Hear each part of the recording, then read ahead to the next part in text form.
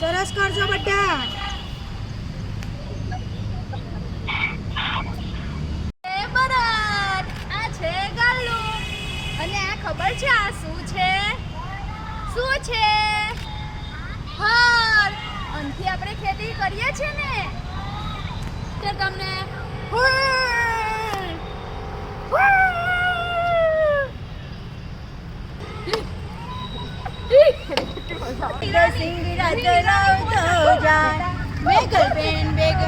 ચાલ્યા જગા.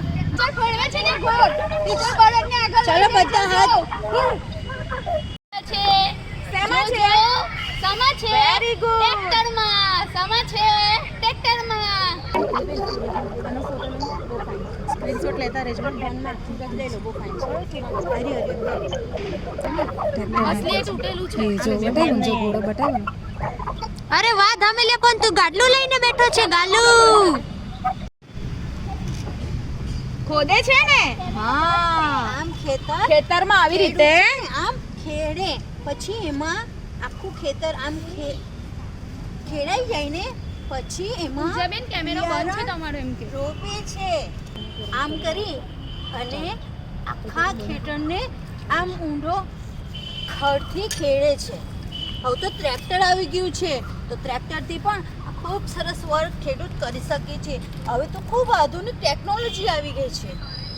આજે આપણે ખેડૂત દિવસની ઉજવણી કરવાના છે ને, તો આજે આપણે ખેડૂત દિવસ વિશે થોડું ઘણું જાણવાના છે. બાળકો, તમે જે ભોજન જમો છો તે ભોજન ક્યાંથી આવે છે? તમે કહેશો મમ્મી આપે છે. ત્યાં માર્કેટમાંથી બધી કાચી સામગ્રી લાવે છે અને તેની બનાવટ કરે છે. મીઠાઈઓ પણ મળે છે દૂધની. તો આ બધું ક્યાંથી આવે છે? ખેતરમાંથી અને પ્રાણીઓમાંથી. ખેતરમાં ખેડૂત ખેતી કરે છે. તેમાં બિયારણની વાવણી કરે છે. જો એને જાત જાતનું બિયારણ રોપે છે, તેને સમયસર પાણી આપે છે. વરસાદ દ્વારા પણ પાણી ખેતરને મળી રહે છે. પાકની સાથે વધારાનું ઘાસ નીકળે છે, તેને નીંદણ કહે છે, તો તેને પણ તે દૂર કરે છે.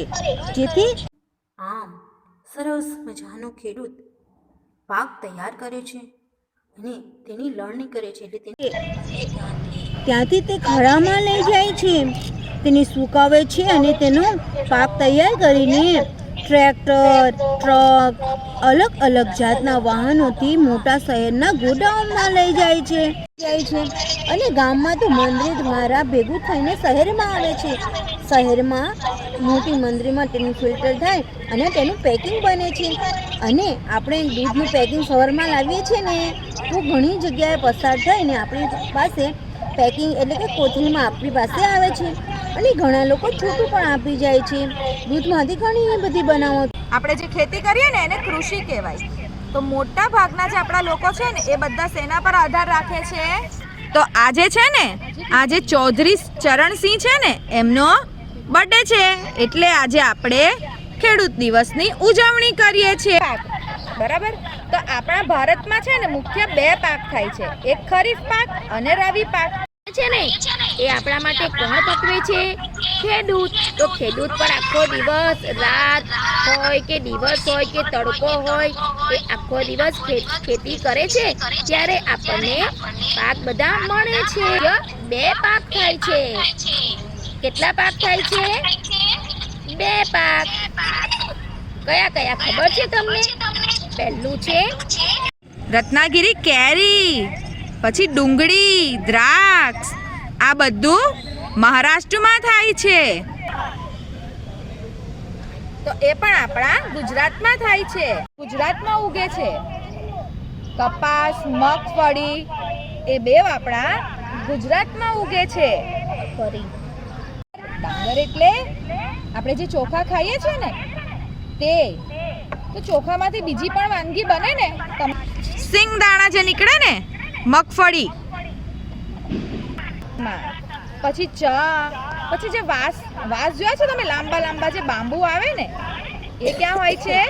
આસામમાં થાય છે. અને અડદની એક કઠોળ છે અને તેની દાળ પણ પડે છે. શિયાળામાં જુવાર ખૂબ પાકે છે અને જુવારના રોટલા બને છે. અને ખબર અત્યારે જે શિયાળાની ઋતુ ચાલે ને તો શિયાળામાં જુવાર પાક પણ ખાવામાં આવે છે. અને મકાઈને આપણે પોપકોર્ન પણ થાય છે. તમે પિક્ચર જોવા જાઓ છો ત્યારે પોપકોર્ન ખાવ છો ને એ મકાઈમાંથી જ બને છે. એક લીલી હોય છે અને એક કાળી હોય છે. તમને ખબર શેરડીમાંથી શું બને? શેરડીમાંથી ગોળ બને અને જે શિયાળામાં ખાવું ખૂબ જરૂરી છે. ઘઉંમાંથી જે બને ને એ વસ્તુ વિશેની માહિતી આપું છું. આવે છે તો ઘઉંમાંથી રોટલી બને, બિસ્કિટ બને, ભાખરી બને, પછી શીરો પણ બને છે ઘઉંનો. નહીં, આપણને જેટલી ભૂખ હોય આપણે એટલું જ ખાવું જોઈએ. જ્યારે આપણે લગ્નમાં જઈએ છીએ ને ત્યારે પણ આપણે આપણી મમ્મી સાથે જ મમ્મીની ડીશમાં જ જમવાનું. કારણ કે આપણે અલગથી લઈએ તો આપણે જે વધારે લઈએ છીએ અને પછી આપણાથી ખવાતું નથી અને એ બધું બગડે છે.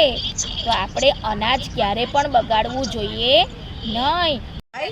તો એને જ્યાં તમારા ઘરની બહાર યા તો કોઈ આપણે ગાય આવે તો એને ખવડાવી દેવાનું, એમને ફેંકી દેવાનું નહીં. છે ને એને ખાવાનું પણ નથી મળતું જુઓ તમે. એટલે આપણે ખોરાકનો બગાડ કરીશું નહીં. જેટલું આપણને જોઈએ એટલું જ લઈશું અને ફરીવાર જોઈએ તો મમ્મી આપે જ છે.